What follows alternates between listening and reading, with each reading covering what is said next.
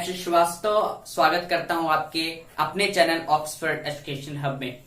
दोस्तों, आज मैं आपको बताऊंगा कि आप किस प्रकार से अपने बोर्ड के सिलेबस को डिवाइड कर सकते हैं, क्योंकि बोर्ड एक ऐसा सिलेबस होता है जिसको हर स्टूडेंट सही तरीके से नहीं समझ पाते हैं और इसको सही तरीके से समझना तथा उसको पूरे साल इस ढंग से पढ़ना ताकि पेपर स्टार्ट होने से पहले, जो बोर्ड एग्जाम फरवरी में होता है, वो स्टार्ट होने से पहले आपका सारा सिलेबस खत्म भी हो जाए और आप उस चीज को रिवाइज भी कर लें। ये बहुत स्टूडेंट नहीं कर पाते। होता क्या है कि उनके साथ वो बोर्ड की किताबों को खरीद लेते हैं और पढ़ना स्टार्ट कर देते हैं बिना कुछ समझे, बिना अपने सिलेबस को डिवाइड किए। इसीलिए और अंततः क्या होता है कि वो अपना पूरा सिलेबस कंप्लीट नहीं कर पाते हैं, जिसकी वजह से उन्हें बोर्ड में बहुत सारी समस्याओं का सामना करना पड़ता है और उनका मार्क्स भी बहुत ही कम आता है, जिसकी वजह से उनका जो कॉन्फिडेंस होता है बहुत ही लो हो जाता है। तो दोस्तों, आज मैं आपको बताऊंगा कि आप किस प्रकार से अपने सिलेबस को डिवाइड करें ताकि आपका जो मार्क्स है वो 98 के ऊपर हो और अपने सिलेबस को आप सही तरीके से मैनेज कर सकें तथा उसको पूर्ण तरीके से हर एक टॉपिक को सही तरीके से समझ सकें। इसके लिए आपका सिलेबस नवंबर और दिसंबर तक ही खत्म हो सकता है। इसीलिए मेरे इस प्लान को आप लोग सही तरीके से पालन करें और इसका जादू देखें। तो दोस्तों, बिना वक्त गमाए आज अब मैं आपको बताता हूं। जैसा कि हमारा आज का टॉपिक है how to divide syllabus for 10th and 12th board to get highest marks. उच्चतम अंक पाने के लिए 10th और 12th के बोर्ड को किस प्रकार के डिवाइड करें। जैसा कि 10th में कुल मिलाकर के 6 सब्जेक्ट होते हैं। उन 6 सब्जेक्ट में Hindi, English, math, science, social science और छठा होता है ऑप्शनल, जिसमें आप कंप्यूटर, आर्ट और संस्कृत तीनों में से कोई एक ले सकते हैं। इसीलिए मैं आपको कोई एक चैप्टर जो है, कोई एक किताब जो है उसका डिवाइड करके बताऊंगा। इसी प्रकार से आप अपने 6 किताबों का डिवीजन कर सकते हैं और आपको आपका सिलेबस बोर्ड पेपर शुरू होने के 2-3 महीना पहले ही खत्म हो जाएगा। तो दोस्तों, इसके लिए चूंकि मैथ बहुत ही लोगों को कठिन लगती है और सोचते हैं कि इसका जो सिलेबस है वो हम सही तरीके से कवर नहीं कर पाते हैं, तो सबसे पहले जैसा कि 10th की बात अगर हम करें, अगर हम लोग 10th क्लास की बात करें तो 10th क्लास में मैथ्स में जो टोटल सिलेबस है वो है 16 चैप्टर्स।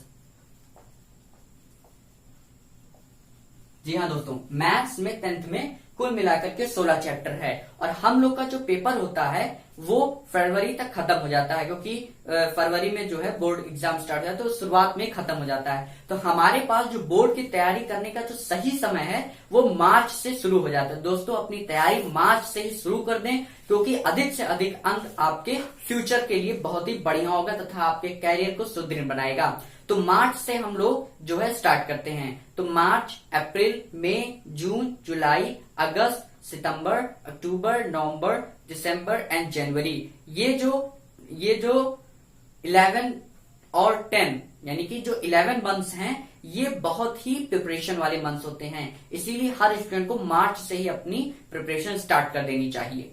मार्च से जब आप प्रिपरेशन स्टार्ट करेंगे तो आपके पास कुल मिला के 11th मार्च जो है वो बचे हैं, यानी कि 11th मंथ जो है आपके पास बचे हुए हैं। 11th मंथ में अगर आप जनवरी और दिसंबर को रख देते हैं अपने रिवीजन के लिए, 2 मंथ बहुत ही आम बात है रिवीजन के लिए, तो आपके पास कुल मिलाकर के 9 मंथ बचे हैं प्रिपरेशन के लिए। 9 मंथ के लिए, और चूंकि 16 सिलेबस है, यानी कि अगर हम 9 2 18 होता है, यानी कि अगर हम लोग 1 मंथ में केवल 2 चैप्टर कंप्लीट करें। जी हाँ दोस्तों, अगर हम लोग 10th के बोर्ड के हिसाब से, सिलेबस के हिसाब से मैथ के कुल 16 चैप्टर्स हैं, जिसमें में से अगर हम लोग 1 महीने में केवल 2 चैप्टर उसको कंप्लीट करें तो आसानी से हमारा 8 महीने में कुल टोटल चैप्टर कंप्लीट हो जाएगा। यानी आपका जो है वो अक्टूबर तक चैप्टर मैथ्स के सारे खत्म हो जाएंगे। उसके बाद अब नवंबर में उसका रिवीजन करिए, 10th में जो गाइड्स आती हैं, जो क्वेश्चंस बैंक आते हैं, उसका प्रयोग करिए और अच्छा अंक प्राप्त कर सकते हैं। जैसे कि 1 मंथ में 2 चैप्टर आपको खत्म करना है, 1 मंथ में आपको 2 चैप्टर जो है खत्म करना है, 2 चैप्टर खत्म करना। 1 मंथ में 30 डेज होते हैं, 30 डेज होते हैं। तो इसका मतलब आप एक चैप्टर जो है वो 15 डेज में खत्म करना है। आपको एक चैप्टर 15 डेज में खत्म करना है, यानी आपके पास एक चैप्टर के लिए 15 दिन है। आप उसको शुरुआत से पढ़ें तथा आसानी से खत्म कर सकते हैं। अब उसमें आपको कितनी एक्सरसाइजेस हैं, किस प्रकार के क्वेश्चन हैं, उसको 15 दिन में आप डिवाइड करिए, क्योंकि जब हम किसी भी बड़े सिलेबस को छोटे छोटे भागों में तोड़ देते हैं तो बहुत ही आसानी से कवर अप होता है और आसानी से आप उसको कवर पूरी तरीके से कर सकते हैं। इस प्रकार से आप अपने अलग, जैसे दूसरे महीने में आपके 4 चैप्टर कंप्लीट हो जाएंगे, तीसरे महीने में 6 चैप्टर, इस प्रकार मिलाकर के आपका अक्टूबर तक 10th के मैथ के सारा पूरा चैप्टर कंप्लीट हो जाएगा। फिर नवंबर में आप रिवीजन करिए और आपका जो पूरा सिलेबस है वो बोर्ड एग्जाम के 2-3 महीने पहले ही इस प्लान के हिसाब से समाप्त हो जाएगा। अब अगर हम 12th की बात करें, ये तो हमने 10th की बात की। 10th में मैंने आपको एक बुक लेकर के बता दिया। आप इसी तरीके से नेक्स्ट के जो 5 चैप्टर्स हैं या 5 जो सिलेबस हैं, जो बुक्स हैं, उनको आप आसानी से डिवाइड कर सकते हैं। इसी तहत प्लान के आप डिवाइड करेंगे तो आसानी से आपका जो सिलेबस है वो खत्म हो जाएगा। अगर हम 12th की बात करें तो 12th में आप कुछ भी ले सकते हैं। 12th में कुल मिलाकर 5 सब्जेक्ट्स होते हैं और ये टोटल 500 मार्क्स का होता है। इसमें मैं फिजिक्स का लेकर के चलूंगा। फिजिक्स की अगर हम बात करें, फिजिक्स में कुल मिलाकर के 12th में जो है 15 चैप्टर्स हैं। 15 चैप्टर को खत्म करने के लिए ठीक वही स्ट्रेटेजी हम फिर से अपनाएंगे। एक महीने में 2 चैप्टर खत्म करेंगे। एक महीने में 2 चैप्टर का मतलब कि 15 दिन में एक चैप्टर और फिर 15 दिन में एक चैप्टर। इन दोनों चैप्टर को हम आसानी से एक महीने के अंदर खत्म कर सकते हैं। इस प्रकार से भी देखा जाए तो हाफ ऑफ अक्टूबर या अक्टूबर में हम पूरी तरीके से सिलेबस को कंप्लीट कर लेते हैं। फिर बात आती है कि फिजिक्स में न केवल थ्योरी है बल्कि न्यूमेरिकल्स भी हैं, फिगर्स भी हैं और डेटास भी हैं। उनको याद करने के लिए हमारे पास 15 दिन पर्याप्त है। 15 दिन में हम 6 दिन में अपनी थ्योरी तैयार कर सकते हैं। 4 दिन में बचा हुआ आप न्यूमेरिकल लगाइए और 5 दिन में आप उसी चैप्टर का रिवीजन करिए। इस प्रकार से अक्टूबर तक आपके जो है 12th के सारे चैप्टर्स खत्म हो जाएंगे। इसी तरीके से आप केमिस्ट्री या जो बायो लिया है वो बायो, जो मैथ्स लिया है वो मैथ्स को खत्म कर सकता है। और इसी प्लान के तहत अगर आपने ये प्लान अपनाया तो आपके जो बोर्ड का सिलेबस है वो अक्टूबर या नवंबर तक खत्म हो जाएगा।